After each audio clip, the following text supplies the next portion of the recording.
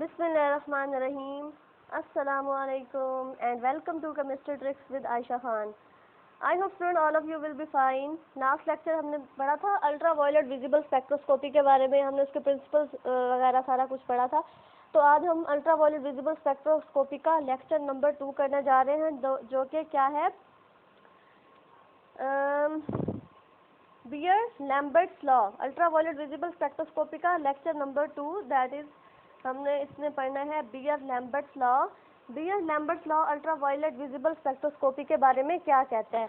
Okay student, तो अपनी copy pencil निकाल लीजिए और नोट्स बनाने शुरू कर दीजिए, क्योंकि आज का तो लेक्चर ज़्यादातर हमारा क्या है, वो रिटन फॉर्म में ही होगा। क्योंकि अगर आप राइट करेंगे, आप प्रैक्टिस करेंगे, तभी आपको समझ आने वाला है, अदरवाइज नहीं समझ आएगा। बिल्कुल भी मुश्किल नहीं है, देख के डर नहीं जाना कि पता नहीं है क्या आ गया है, लेकिन आपने फोकस होकर पढ़ना है, ठीक है। इतना आसान भी नहीं है और इसे अच्छे तरीके से समझना है।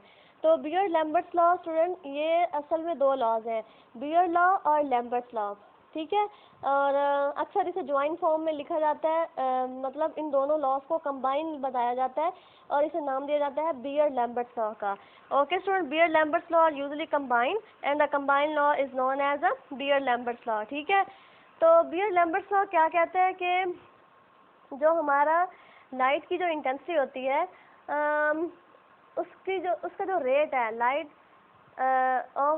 की इंटेंसिटी का जो रेट है डिक्रीज होने का, the rate of decrease of light intensity, ठीक है, वो मोनोक्रोमेटिक, वो भी लाइट कौन सी, मोनोक्रोमेटिक जो है, मोनोक्रोमेटिक लाइट जो है, उसका रेट ऑफ डिक्रीज जो है वो क्या है, with respect to thickness of medium, जो हमारा मीडियम है उसके हवाले से डायरेक्टली प्रोपोर्शनल है किसके, इंटेंसिटी ऑफ लाइट, जो टोटल लाइट की इंटेंसिटी है, और concentration of absorbing substance in solution, ठीक है। समझ आया क्या होते हैं Beer Lambert's law. This law can be stated that the rate of decrease of intensity, rate of decrease of intensity, किसकी intensity, monochromatic beam of light की, कौन सी लाइट की, मोनोक्रोमेटिक बीम ऑफ लाइट की, with respect to thickness of medium, कि जो हमारा medium use हो रहा है, जो वो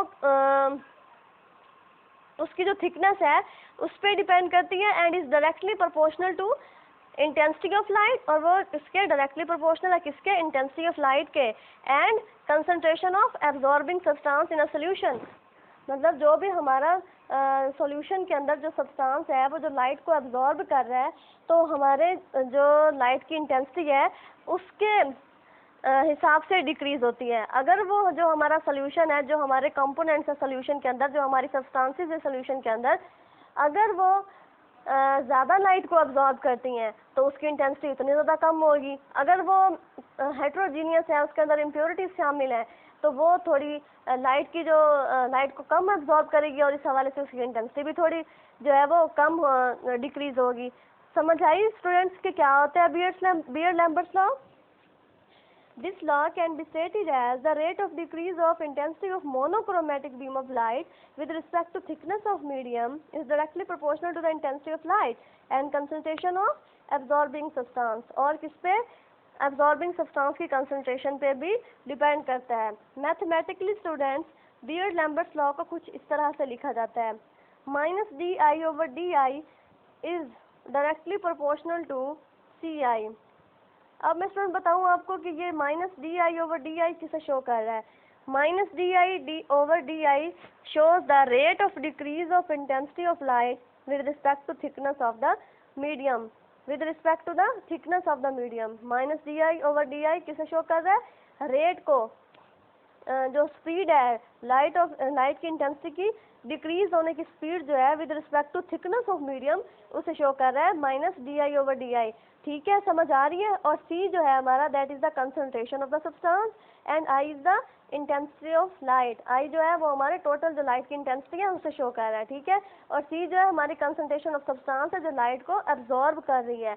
और -di/di किसे शो कर रहा है, the rate of decrease of intensity of light with respect to thickness of medium, के मीडियम कितना थिक है, ठीक है, उसके हिसाब से जो लाइट की इंटेंसिटी डिक्रीज हो रही है उसे शो कर रहा है। ओके स्टूडेंट, आई होप आपको बियर-लैम्बर्ट्स लॉ के बारे में अच्छे तरीके से समझ आ गया होगा। अगर कोई यहाँ तक प्रॉब्लम है तो ज़रूर डिस्कस कीजिए। ये देखें स्टूडेंट, ये हमारा मीडियम है, ठीक है। अब इसमें से लाइट ने, इस पे लाइट थ्रो करवानी है हमने, तो ये हमारा मीडियम जो है ये क्या करेगा, लाइट को एब्जॉर्ब करेगा, है ना।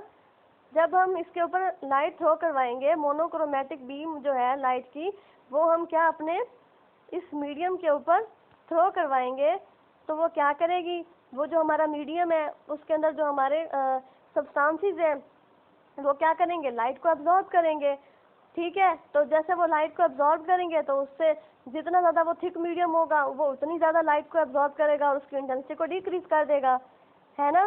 तो ये होता है हमारा बियर्ड-लैम्बर्ट्स लॉ, के वो बता रहा है कि rate of decrease of intensity of light with respect to thickness of medium is directly proportional to the intensity of light and concentration of the absorbing substance in a solution। जो solution के अंदर हमारी absorbing substance है उस पर depend कर रहा है। ठीक है, हमने उसका मैथमेटिकली फॉर्म में देख लिया स्टूडेंट। अब हमने, ये तो हमारी इक्वेशन नंबर 1 थी, अब हमने इस प्रोपोर्शनैलिटी को ख़त्म करना है, तो उसकी जगह आ जाएगा K minus D I over D I is equal to K I सी।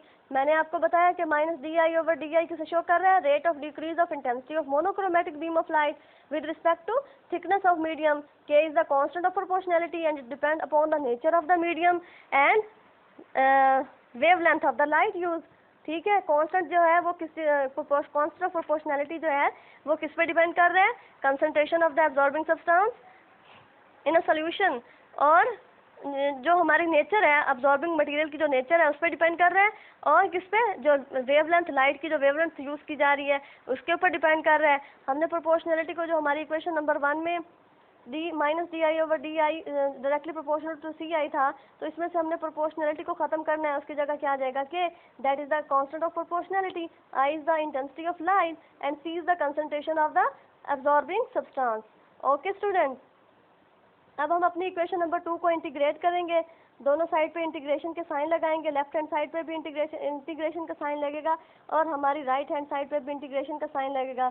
जब हम इंटीग्रेशन के साइन को हटाएंगे तो हमें क्या मिलेगा, L N I is equal to minus K C I plus constant. The value of constant of integration can be determined by using initial conditions.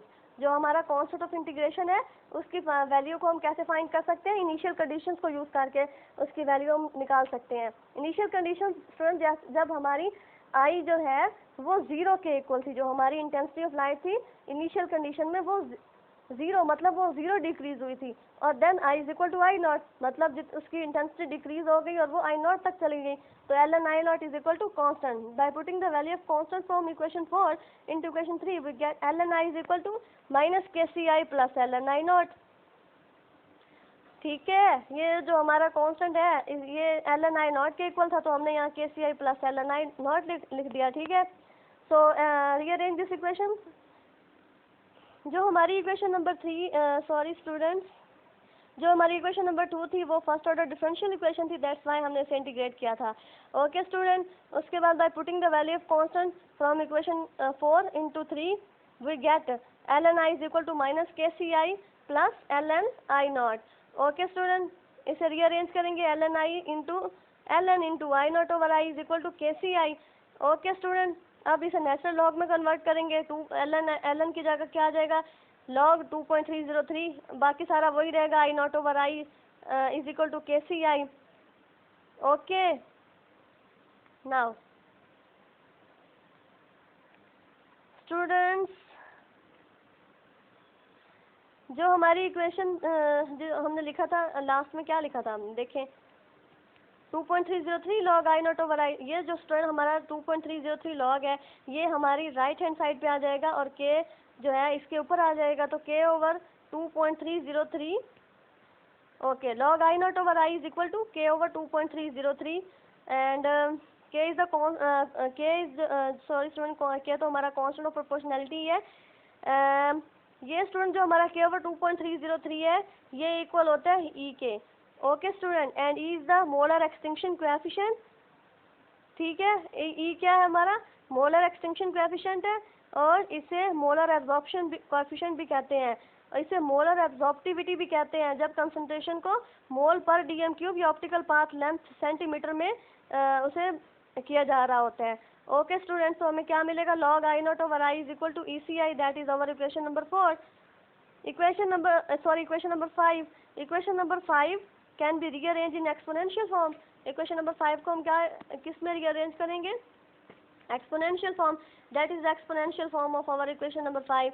I naught over I naught is equal to e की power minus जो हमारा minus E exponential coefficient dot concentration of the absorbing substance and I is the intensity of light. In equation 5 log I over I naught is called absorbance. ये जो हमारा log I over I naught है, that is called absorbance.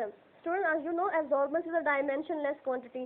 है ना, absorbance की कोई dimension होती है. जब हमारी कोई भी हमारा solution जो है उसके अंदर जो भी substances है वो जो लाइट को absorb कर रहे होते हैं, तो वो कोई specific path तो नहीं ना होता. जैसे लाइट उसके ऊपर थ्रो होगी वो लाइट को क्या कर लेंगे, absorb कर लेंगे. तो जो हमारी absorbance है, that is the dimensionless quantity and it is denoted by A. जो हमारी absorbance होती है उसे किससे शो किया जाता है, A से शो किया जाता है, and it is the dimensionless quantity. So we get equation number 6. I naught over I क्या था, हमारा absorbance था, तो absorbance को A से शो किया जाता है. So A is equal to E dot C dot I, that is our equation number 6. If C is equal to 1 mole per dm cube and I is equal to 1 centimeter, then E is equal to A. Okay students, hence molar extinction coefficient E can be defined as absorbance for concentration of 1 mole per dm cube and path length of 1 centimeter. So equation number 6 gives absorbance of one substance as function of its concentration. The greater the molar absorptivity, the greater the absorbance. जितनी ज़्यादा molar absorptivity होगी उतनी ही ज़्यादा क्या होगी, absorbance होगी. According to Beer-Lambert's law for multi-component system, the absorbance is a mixture of a mixture can be written as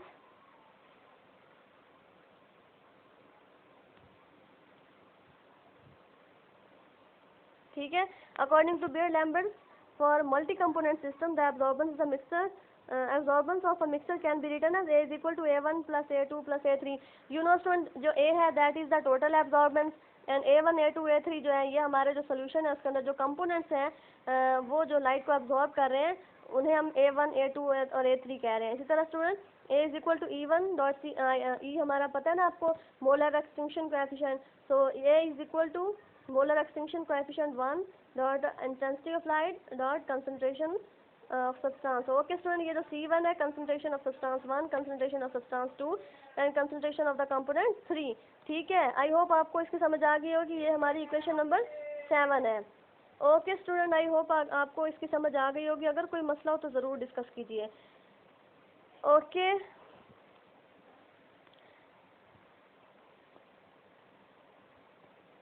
now student, एक और हमारी जो बेयर-लैम्बर्ट्स लॉ में एब्जॉर्बेंस के अलावा एक और हमारा बहुत ही इंपॉर्टेंट जो टर्म है दैट इज़ द ट्रांसमिटेंस. हमने एब्जॉर्बेंस को डिस्कस किया, अब क्या किसे डिस्कस करेंगे, ट्रांसमिटेंस को. स्टूडेंट ट्रांसमिटेंस जो है it is also dimensionless quantity. जैसे एब्जॉर्ब जो हमारी सब्सटेंसेस लाइट को एब्जॉर्ब करती हैं तो उसकी कोई डायमेंशन नहीं होती है, इट इज़ डायमेंशनलेस क्वांटिटी. सो इसी तरह हमारी जो ट्रांसमिटेंस है it is also the dimensionless quantity. ठीक है, ट्रांसमिटेंस क्या है, वो भी डायमेंशनलेस क्वांटिटी है और इसे कैपिटल टी से शो किया जाता है. जैसे हमारी एब्जॉर्बेंस को कैपिटल ए से शो किया जा रहा था, इसी तरह ट्रांसमिटेंस को कैपिटल टी से शो करते हैं. Okay student, T is equal to I over I naught, ये ट्रांसमिटेंस की डेफिनेशन है and that is over equation number 8. I naught is the intensity of incident light and I is the intensity of transmitted light. जितनी light हमारी transmit हो चुकी है. Transmittance is also a dimensionless quantity. हमारी जो transmittance है ये भी क्या है, एक डायमेंशनलेस क्वांटिटी है. आगे समझ. ओके आगे बढ़ते हैं.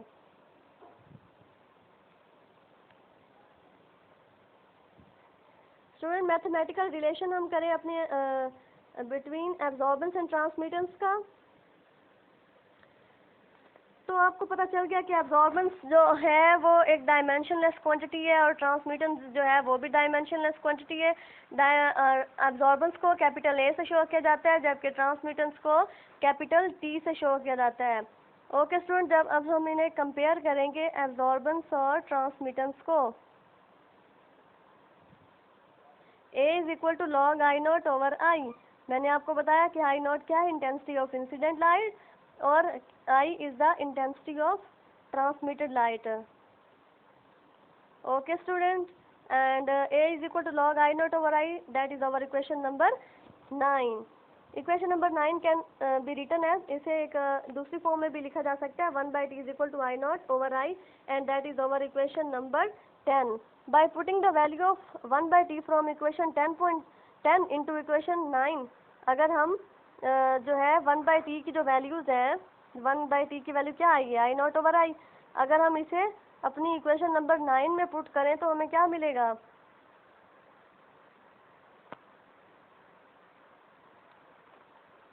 a is equal to log I 1/t, a is equal to log 1/t। ठीक है स्टूडेंट, अब जो ये हमारा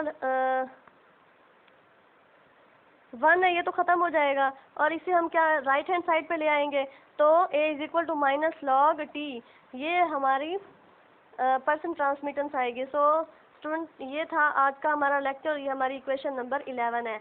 हिंस क्या हमारा प्रूफ क्या हुआ है कि absorbance is equal to negative logarithm of transmittance, जो हमारी एब्जॉर्बेंस है वो ट्रांसमिटेंस के नेगेटिव लॉगरिथम है। ठीक है, both quantities are interconvertible, ये दोनों क्वांटिटीज़ क्या है, इंटर कन्वर्टेबल है। अगर हमें एक की वैल्यू हमें पता है तो हम दूसरे की निकाल सकते हैं, अगर हमें एब्जॉर्बेंस की वैल्यू का पता है तो हम ट्रांसमिटेंस निकाल सकते हैं, अगर हमें ट्रांसमिटेंस की वैल्यू का पता है तो हम एब्जॉर्बेंस की वैल्यूज़ भी निकाल सकते हैं। वी कैन डिटरमाइन द, इन्हें कैसे निकालेंगे, by determine using equation 10 equation number 11 से हम इसे, ये इक्वेशन नंबर 11 को यूज़ करके हम एब्जॉर्बेंस और ट्रांसमिटेंस की वैल्यू फाइंड कर सकते हैं।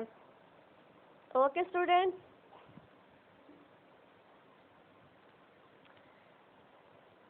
मैंने आपको बताया कि absorbance is equal to negative logarithm of transmittance, both quantities are interconvertible, if we have the value of one quantity we determine the other using equation number 11। Sorry student, यहाँ पे equation number 11 आनी है। a varies from 0 to 2 while % t from 0 to 100। ठीक है, ये था हमारा आज का लेक्चर। हमने बियर-लैम्बर्ट्स लॉ को अच्छे तरीके से पढ़ा। बियर-लैम्बर्ट्स लॉ की स्टेटमेंट क्या थी, बियर-लैम्बर्ट्स लॉ क्या कहता है कि the rate of decrease of intensity of light with respect to thickness of medium, वो किसके डायरेक्टली प्रोपोर्शनल है, इंटेंसिटी ऑफ लाइट और concentration of the absorbing substance. उसके बाद हमने स्टूडेंट इसे मैथमेटिकली प्रूव किया कि किस तरह से बियर-लैम्बर्ट्स लॉ है जिससे हम अपनी एब्जॉर्बेंस और ट्रांसमिटेंस की वैल्यूज़ को फाइंड कर सकते हैं। अगर आज के लेक्चर में आपको कोई भी मसला हो तो ज़रूर कमेंट कीजिए और इसे ज़्यादा से ज़्यादा शेयर कीजिए। ठीक है, अगर आपको ये वीडियो अच्छी लगी है तो इसे लाइक ज़रूर कीजिए। और नेक्स्ट लेक्चर जो है वो हमारा अल्ट्रावायलेट विजिबल स्पेक्ट्रोस्कोपी के हवाले से लेक्चर नंबर 3 होगा। इसमें हम एप्लीकेशंस पढ़ेंगे बियर-लैम्बर्ट्स लॉ की, लिमिटेशंस क्या थी और डेविएशंस फ्रॉम बियर-लैम्बर्ट्स लॉ। उसके बाद हमने प्रिंसिपल्स भी पढ़ने हैं। ठीक है, तो अगर आज के लेक्चर में आपको कोई भी किसी भी पॉइंट की समझ ना आई हो, किसी इक्वेशन को आपको लिखने में प्रॉब्लम हो रहा हो, तो आप ज़रूर कमेंट कीजिए ताकि नेक्स्ट लेक्चर में आपके तमाम उन डाउट्स को अच्छे से क्लियर कर दिया जाए। ठीक है, अगर आपको लेक्चर अच्छा लगा तो ज़रूर लाइक कीजिए, कमेंट कीजिए और इसे ज़्यादा से ज़्यादा शेयर कीजिए। और अगर आप इस चैनल पे न्यू हैं तो ज़रूर चैनल को सब्सक्राइब कीजिए ताकि आपको तमाम न्यू अपडेट्स जो हैं इस चैनल के हवाले से मिलती रहे। नेक्स्ट लेक्चर तक के लिए अल्लाह हाफिज़, अपना बहुत ज़्यादा ख्याल रखिए और दुआओं में याद रखिए। बेस्ट ऑफ लक, अल्लाह हाफिज़।